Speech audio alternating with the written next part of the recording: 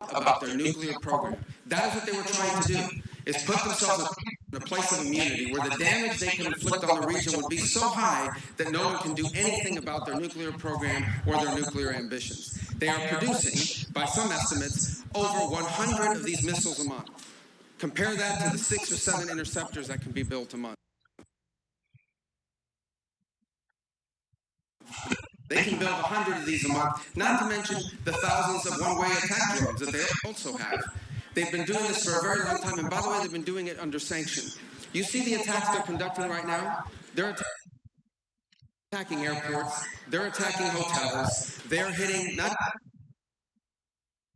just military bases, they're attacking our embassies directly, they're attacking facilities that have nothing to do with war or with military, and that's a weakened Iran.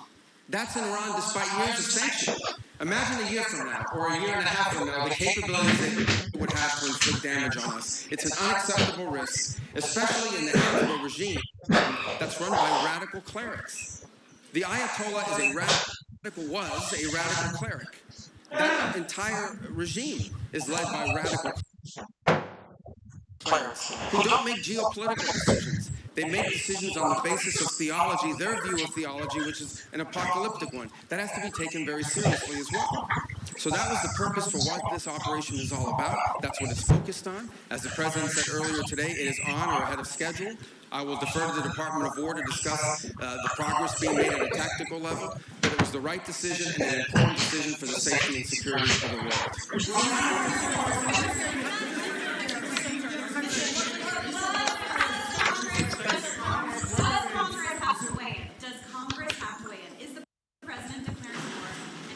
No. And was there an imminent threat? Did you tell lawmakers that there was an imminent threat? There absolutely was an imminent threat, and the imminent threat was that we knew that if Iran was attacked, and we believed they would be attacked, that they would immediately come after us. And we were not going to sit there and absorb a blow before we responded, because the Department of War says that if we did that, if we waited for them to hit us first after they were attacked, and by someone else, Israel attacked them, they hit us first, and we waited for them to hit us, we would suffer more casualties and more deaths. We went proactively in a defensive way to prevent them from inflicting higher damage. Had we not done so, there would have been hearings on Capitol Hill about how we knew that this was going to happen, and we didn't act preemptively to prevent more casualties and more loss of life.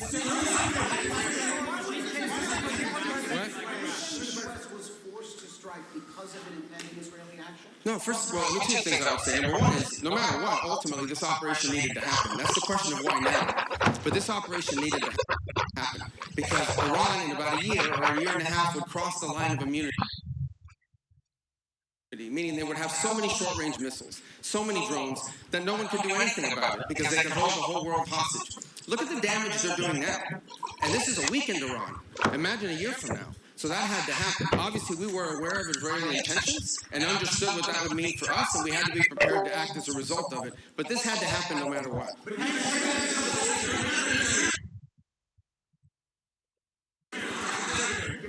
President Trump said overnight that his top choices to now run Iran were killed in the strikes. Does the United States have a firm plan for how they intend to handle this power vacuum in Iran to ensure that either hardliner does not take?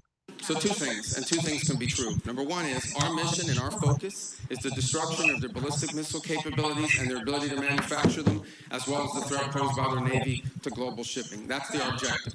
That said, we would not mind, we would not be heartbroken, and we hope that the Iranian people can overthrow this government and establish a new future for that country. We would love for that to be possible. But the objective of this mission is the destruction of their ballistic missile capabilities and of their naval capabilities. Yeah. So are you saying, based on that, are you saying that there is no responsibility, no plan for the U.S. to at least play a role in whatever government comes next? We might. We'll see how circumstances play out. But I'm telling you what the objectives of this operation are. The objectives of this operation are to destroy their ballistic missile capability and make sure they can't rebuild it, and make sure that they can't hide behind that to have a nuclear program. That's the objective of the mission. That said, abundantly clear, we would love for there to be an Iran that's not governed by radical Shia clerics. As I've said myself repeatedly for years, the leadership of that country does not reflect the people of Iran, and I think that's been pretty apparent in the protests that you've seen. If there's something we can do to help them down the road, we'd obviously be open to it, but that's not the objective. The objective of this mission is the destruction of their ballistic missile capability. Regime change has not gone well for the United States. The what now? Regime change has not gone well for the United States for many, many decades. How do you assure the American public that things will not get worse for the next regime that comes in there and replaces the Well, we would love to see this regime be replaced. And ultimately, as the president has said, he calls... No, let me finish my answer. As the president has said, he would love for the people of Iran to use this as an opportunity to rise up and remove these leaders. They've been wanting to remove them from a long time. We've seen successive waves of protests, and we've seen them slaughter people. Okay? But the objective of this mission is to make sure they don't have these weapons that can threaten us and our allies in the region. That's why we're doing what we're doing now.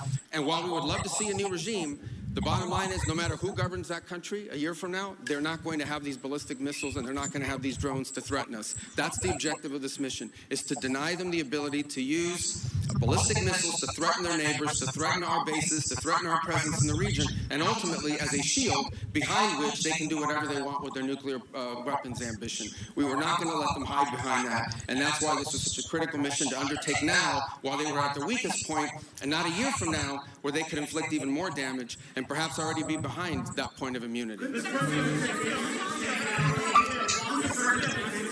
right here behind. Go ahead, you and then you. Yes. Your critics in Congress have said that they should have a role, they should be able to weigh in here, and there are going to be war powers resolutions votes Okay. by Congress later this week. Why not notify Congress ahead of this, and just Congress... Well, we did. We notified Congress. I mean, we notified the Gang of Eight. We notified congressional leadership. There's no law that requires us to do that. The law says we have to notify them 48 hours after beginning hostilities. We've done that. I think the notification went today. But we did notify members of Congress in advance. But we can't notify 535 members of Congress. And, well, the Congress can vote on whatever they want, but there's no law that requires us to do that. And I want to say something, because I see people on TV, look, that's fine. If they want to take a war powers vote, they can do that. They've done that. They've done that a bunch of times. But there's no, people keep saying that there's no law that requires the president to have done anything with regards to this. To begin with, no presidential administration has ever accepted the War Powers Act as constitutional. Not Republican presidents, not Democratic presidents. That said, we have followed the notification at 48 hours, and we're here today. I've done more Gang of Eight briefings than I got in the 4 years that Biden was president and I was a member of the Gang of Eight. All of that said, we've complied with the law 100%. And we're going to continue to comply with it. We've done the notification, and we officially to Congress, but we did notify members of Congress. We just can't notify 535 people. That's not possible, but we did the Gang of Eight twice. I briefed them last week, and then I called them the night before the operation. Can you tell us what you know, Mr. Secretary, of the administration knows about the strike on a building in southern Iran? The Iranians say that the school reports largely including children killed. Yeah, I've seen those reports. I would refer you, not because I'm not trying to answer your question, but I don't want to get it wrong. The Department of War would be investigating that if that was our strike, and I would refer your question to them, and I'll make sure they're aware that you have that question. But we'd like to know. Well, clearly, the United States would not deliberately target a school. Our objectives are missiles, both the ability to manufacture them and the ability to launch them, and the one-way attract drones. That would be our focus, and that's what we would be focused on. We would have no interest and, frankly, no incentive to target civilian infrastructure. The Iranians are, on the other hand, targeting civilian infrastructure. You guys have seen it. I'm sure you've seen it. They're hitting hotels. They're hitting embassies. They're hitting airports. They're hitting oil infrastructure. Well, it'd be very tragic, but I can't speak to the details behind it because I just don't have it. It would be a tragic outcome if it's happened. I don't have the details as to what led to it. But what is clear is that the United States would not deliberately target a school. They are, on the other hand, deliberately targeting civilians, as you've seen, because you know why? They are a terroristic regime. They sponsor terrorism and they participate in terrorism. What's your message to Americans who are concerned about rising energy prices given the spiking oil prices today? Yes, and we knew that going in would be a factor, and so we have a program in place that will begin to be implemented by Secretary Wright, Secretary Bessent. We talked about it last night, again, about this program. We talked this morning, and starting tomorrow, you will see us rolling out those phases to try to mitigate against that. Obviously, markets are going to be reacting to news about what's happening. And again, a reminder, think about it, okay? This terroristic regime, led by radical clerics, has the ability, potentially, to shut off 20% of global energy. That's the kind of leverage they have because of their Navy. We're going to destroy their Navy.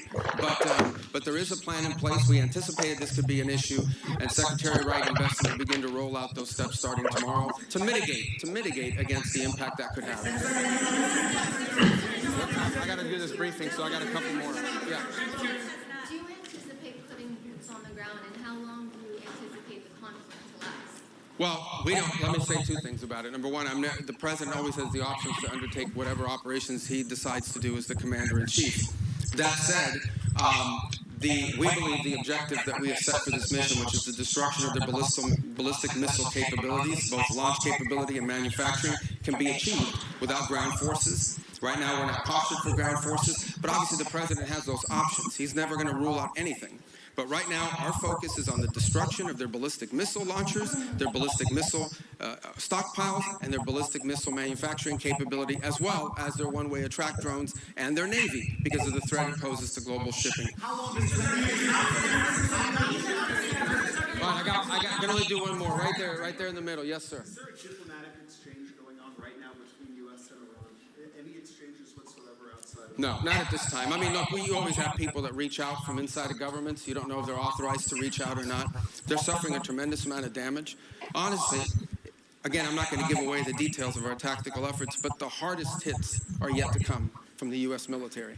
The next phase will be even more punishing on Iran than it is right now. Someone was screaming, how long will it take? I don't know how long it'll take. We have objectives. We will do this as long as it takes to achieve those objectives, and we will achieve those objectives. The world will be a safer place when we're done with this operation. All right? Thank you, guys.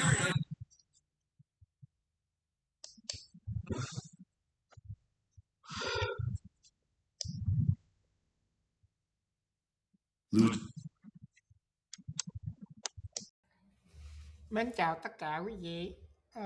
Văn phòng của chúng tôi đảm trách các dịch vụ cho vay 50 tiểu bang, cơ sở thương mại, mua nhà để ở, mua bất động sản đầu tư, cũng như là tiểu thương. Và chúng tôi cũng đại diện mua bán cơ sở thương mại bất động sản toàn California. Và chúng tôi có bán bảo hiểm nhà, sức khỏe và bảo hiểm nhân thọ, cũng như về đầu tư, tài chính. Nếu quý vị cần đến dịch vụ, xin gọi điện thoại 925 595 5605. Chúng tôi cũng tuyển nhân viên làm việc có bằng về địa ốc, cho vay, cũng như là bảo hiểm nhân thọ và bảo hiểm về cơ sở thương mại, sức khỏe, nhà ở, xe, tàu và những xe vận tải. Chúng tôi có 2 văn phòng từ miền Bắc California cũng như Nam California ở thành phố Westminster. Nếu quý vị cần đến dịch vụ thì cứ liên lạc thẳng đến văn phòng là 925 595 5605. Email là vimxmai@gmail.com, vimxmai@gmail.com. Website www.myrealtyandloan.com. Cảm ơn tất cả quý vị. Chúng tôi có chương trình cho vay cho những người không có được điểm tín dụng cao, hoặc là những người phá sản, đầu tư từ nước ngoài, cũng như cho chương trình cho vay không xét lợi tức, không có điểm tín dụng, và cho vay cái chương trình ở California. Những người có nhà mua nhà để đầu tư, hoặc là những người mua nhà lần đầu tiên để ở nhà băng, sẽ cho lại là $7,000 cho người mua nhà lần đầu tiên, với số tiền down chỉ có 1% thôi. Đó là đặc biệt cho những người mua nhà lần đầu tiên. Những người mua nhà từ 1 đến 4 căn thì là có cái chương trình đầu tư cũng như là mua để ở. Chương trình về đầu tư chúng tôi cho vay toàn tiểu bang California cũng như là hầu hết 50 tiểu bang của nước Mỹ. Quý vị nào cần đến muốn lấy cái license để làm việc có thể liên lạc chúng tôi sẽ hướng dẫn để quý vị lấy license để làm, hoặc là mở chi nhánh